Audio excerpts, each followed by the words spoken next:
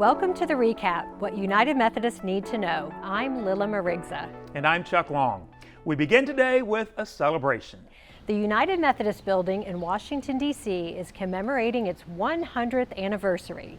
Located next to the U.S. Supreme Court, the building is a United Methodist heritage landmark and a beacon on Capitol Hill. Construction began in 1923 and cost $650,000. 70% of the building donations came from women in gifts as small as 15 cents. The United Methodist Building has been central to our social witness for the last century. The site has seen civil rights strategy meetings, legislative work, protests, marches, and more. Today, the United Methodist Building houses offices for a number of ecumenical organizations, including the United Methodist Board of Church and Society. Hundreds of faith-based social advocacy groups, churches, and universities hold events, conferences, and rallies from the building. A video, a book, and an online celebration event have been produced in honor of the anniversary. Learn more at BeUMCjustice.org. Next, we'll take a look at how United Methodists are putting faith into action. The Methodist Church of Mexico is showing abundant love to people in need. In Apaxco, migrant numbers are surging. Families, women, and children are in need of care as they await train transportation that will allow them to journey northward. Many families say violence in Central America has led them to seek asylum in safer havens. The Center for Attention to Migrants, run by the Methodist Church of Mexico, is housing 150 people every night and feeding 600 people every day. In addition to the food, the center provides medical care, clothing, showers, spiritual counseling, Wi-Fi, and free phone calls. The United Methodist Committee on Relief supports the center, as well as 20 additional projects that aid migrants in the region. Mexican Methodists are also responding to the climate crisis. Last fall, Hurricane Otis devastated Acapulco. It was the first Category 5 Pacific hurricane to make landfall in Mexico. Cleanup and recovery is underway alongside UMCOR, but the hurricane is just one of many climate-based challenges facing pastoral care in the country.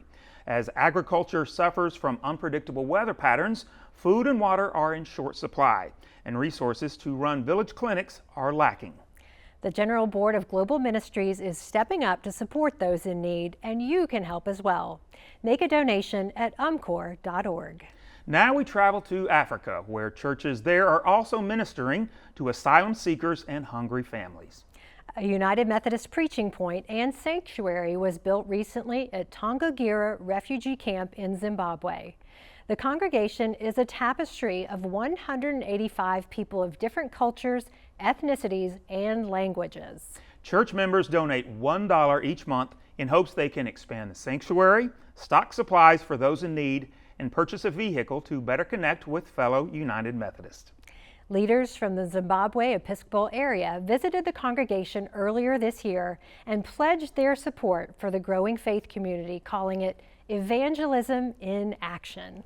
And in Madagascar, a remote village facing food and infrastructure challenges due to climate change receives support from Ambodi Fasika United Methodist Church.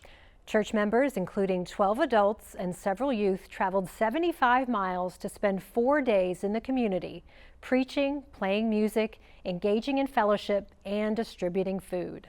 One recipient shared, "Our souls and bellies are full. We thank God for touching your hearts and sending you to provide food." Now it's time to check in with you.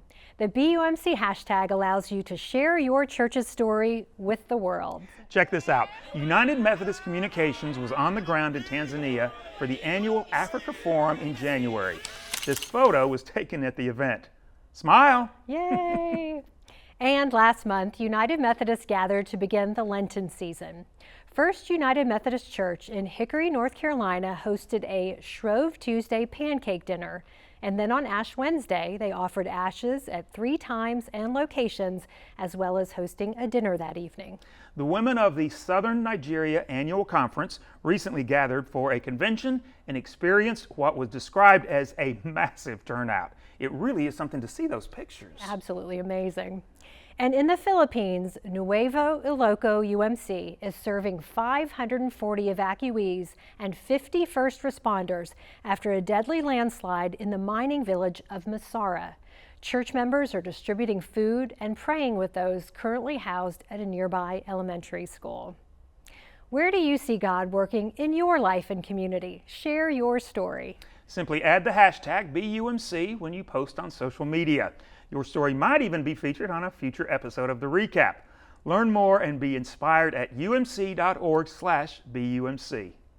Thanks for joining us for The Recap. Stay in the know every day on umc.org. We'll see you next time.